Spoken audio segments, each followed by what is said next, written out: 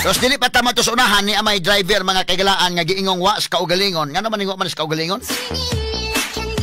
Ni abandon sa giminihong wing van. Sa diha mga higala nga na dasmag ni mong wing van, iya mahinoong midagan man ni mong driver o gibiyaan mahinoon eh. Oy naunsa ning kalakiha mga kaigsunan tagaan ta nagapagtagad. Kalit nga ni karatil og dagan ang driver, human na bangga ang iyang gimanihong wing van sa Center Island. Gituhuan mahigala nga matod pa nakatama kini mong driver o wala sa iyang kaugalingon. Esos Ginoo ko. Ang wing van nga gimanihon ini dunay karga nga 200 ka mga kwan. Sani? Sako mahigala nga kwan ay dakin sa may unit anang gibutang.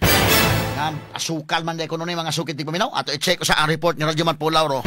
Niining mao nga driver una ning gipasanginlan mahigala murag nakatama man kasamang kay ay na dasmag mahigala pagka dasmag pa miss dagan mi karatil og dagan. Ato i-check ang report ni kasama Pulauro sa pikas nga linya. Yes Paul. DYHP RMN Report. Radyo Man Attorney Rupil, live taron sa buhatan sa City Tuda. At ikaw pa ng atong pango sa City Tuda, si Jonathan Joy Tumolak, asa na nirong driver. Sir Jonathan, asa na nirong driver? May buntag niya si Attorney Rupil Fernandez Banyok sa pikas linya. Yes, Attorney Rupil, may buntag po ni Mopol, may buntag po sa itong mga tigpaminaw. May buntag Sir Joy, live ta sa DYHP RMN Cebu ug AFM sa mga social media platforms. Hain naman ni mong driver nga, kung ano sa may hitabo agad ni Sir Joy, nga ano man yung nadasmag ni mong driver o niya, kung sa may sunod na hitabuan eh.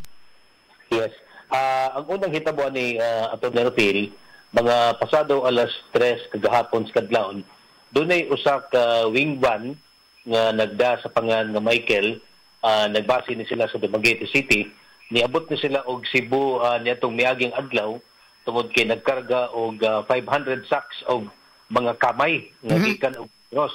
So ilan ang gi-deliver diri sa Cebu, unya out of 500 ang kining 300 na dispose na ining maong driver kay kini ding ilahang pa mga pamaagi driver at the same time maoro sa mo proseso sa mga papel o kinsay mga nag-order sa ilang mga kamay. So siya na yung usa atong higayuna. Wala sa truck boy, truck boy. Walay truck boy, wa tanan siya ra yung usa. So ang atong nahibaw-an gikan sa tag-iya nga nigikan siya og Cebu, nagkargaan ng mga 500, nahabilin 200 na lang kasako tungod kay nahalin ang 300. So nahibong sila kay ang ilang nahibaw-an nga didto ra ni magpundo sa may Pier 4, adto ni siya magbuntag tungod kay magpaabot sa laing delivery pagkabuntag, pagkahayagan na. So nahibong na lang sila nga gikan dito sa Pier 4, naabot na og Talisay, unya gitawagan sila nga mao na sila mao ni nahitabo.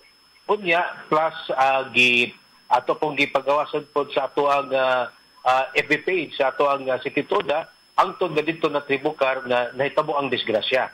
So, sa diyan gi-respondihan ni sa ato mga personnel, pag-abot dito sa lugar, nakita nga ang doong nga bahin sa maong truck na dapit sa may driver side, ang nakaangkon og grabe kayong damage, kunya nabuak tong Center Island nga bag-o lang gitrabaho, katong gahi-gahi ng simento kay buhos man.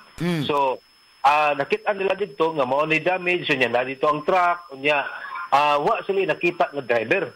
So ang gibuhat sa ato ang personnel kay onboard man ana ang ato ang PNP investigator daan. So ila din girespondihan pag abot dito wa dito ang driver hangtod nga nagpapangutan na sila sa mga tao unya dihay nakahatag og information nga naa dihan dapitan ni sud anang lugarahan ni katkat anang Corala dool sa Kenan, etc. hangtod bakanting nga lote. Yeah. So, mo to nga bisan na matuod og video ngit-ngit paggamay hangtod nga nakita nila ang maong driver nga dito ni tago. So, mo to nga gikuha ang maong driver unya gipasakay dayon sa ato ang patrol gidadi niya sa opisina. Pero ang driver ato ni Rufil doon na sa iyang kaugalingon nga aligasyon. Pero ang amo lang nakita lang sa kamera sa pagkakaroon ang amo lang na klaro gyud is nagikis-ikis ang iyang dagan unya makita na mo nga nag-evolution siya kay mokalit lang og bugwak ang itong mga aso gikan sa tabutso. So murag dili jud normal ang dagan kay mubugwak wa naman mubugwak ina na ba no? Nagikis-ikis dito nabangga dayon sa atong Center Island. Sa gagi pangutana ni ang maong driver og unsay nahitabo. So matud pa niya nga doon na kunoy ni suway og ilog sa iyang manubila. Adios. Unya nisakay kuno sa iyang sakyanan. So mao na iyang aligasyon. Unya gani dugang pa niya nga aligasyon nga didto palangdaan sa Pier 4 matud pa niya gisunod-sunuron kuno siya og mga tao nga nagsakay og motorsiklo. So mao na nga tungod niya na iya man nga aligasyon. So ang among gibuhat diri sa Traffic Division amo ning gi-refer ngadto sa police station sa Talisay aron mo conduct og dugang investigation apan ang nahitabo sad kagahapon niabot man pud to ang representante gikan sa tag-iya sa maong truck unya niabot pud ang representative gikan pud sa nagtrabaho sa Center Island unya ang nahitabo gipaybaw na lang ko sa tong police investigator nga nagkasinabot sila unya nagsitol sila inungdan nga gibuhian karon ang maong driver. Asa man exact location ani Sir Joy nga nahitabo ni mo ang pagkadasmag nga Center Island usa may mga landmarks diha katong mga familiar sa Talisay? Kanang atong gitawag og Oldog Junction. Oldog Junction naa na siya 7-Eleven, doon ay Flying Bee. So accident prone area sa nadapitan diha. So nilagpas lang siya atong gasoline station ug dito sa unahan dito nahitabo ang disgrasya unya facing south ni sila. Oo, ang ato mong kuyawa ani magod kay basi makaamong sa uban ba. At least kumpleto man tag CCTV sa Talisay, naklaro ginyo ni naganan nga something is wrong gyud sa dinaganan. Something is wrong. Unya human dunay mga allegation ang driver, dunay mga admission ang mga driver nga sa pagkakaroon di lang gid nako mag-confirm ato ni Rufil kay di masadto ikuha ang affidavit kani ang konsiya unya sa abogado pud nga diha siyang kilid pero di sa mga admission nga gihimo. Oo. Tinuod na nga murag sa iyang admission, sige lang og way abogado but ni-admit siya nga murag nakatama ning maong driver Sir Joy. Mahog og mauna nga term ato ni Rufil. Kay mura man og ni humag kadasmag ni dagan siya unya kan kini niya ingon niya dunay nagsunod-sunod niya murag lahi ning istoryahan na. Sir Joy murag kumo ning istoryahan mabati nato ini mga nakatama inana. Yes, so muna nga akong giawhag lang gitawagan nato ang iyang gown ang tag-iya sa mga bus kung mahimo mo conduct na lang sila og kining mga lakang aron malikayan ang kining susama nga insidente. So mas maayo po nga imong giingnan nga ang tag-iya ani ba nga kuan kay liso man iya man truck sa ng mga aksidente kay kung panalitan makatama di pud maayong pa-drive Sir Joy oy. Di man gani pa-drive ang makainom kana na bang nakatama. Yes, katong iyang dagan ato ni Rufil og wa pa ng siguro tong concrete barrier nga mo'y butang diha sa Center Island. Dako yung posibilidad mo tabok to pikas. Yun, mao gyud. Nya makaamong baglaing mga sakyanan taon. Yes, tinoda siya ato ni Rufil. Wala nga, mao po na akong panawagan po no, sa atong uban pang mga operators, labi na gyud sa mga operator, aning mga dagkong mga truck kung magbihaan og lagyo, outside Cebu, nga musud og Cebu, o asa napita sa atoang probinsya, atong awhagon ng atoang mga operators na mukandak lang sa og kini bitong random lang bitaw nga drug test ato ang mga drivers.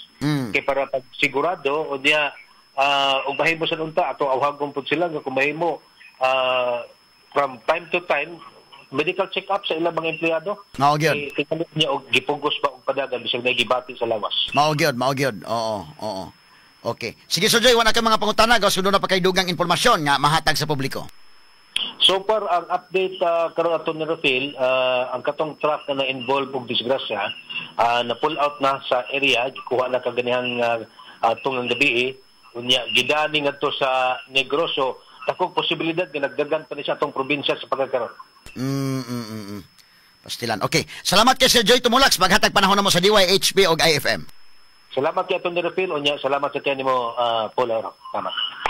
Attorney Rufil, si Jonathan Joy Tumulak, ang pango sa City Tuda nga mihatag og update nining maog aksidente o self-accident kinabangga raman sa iya diha sa concrete Center Island. Gikan diri sa City Tuda Office sa Talisay City. O man ako si kasamang Jesus Sumampong sa atong RMN Patrol.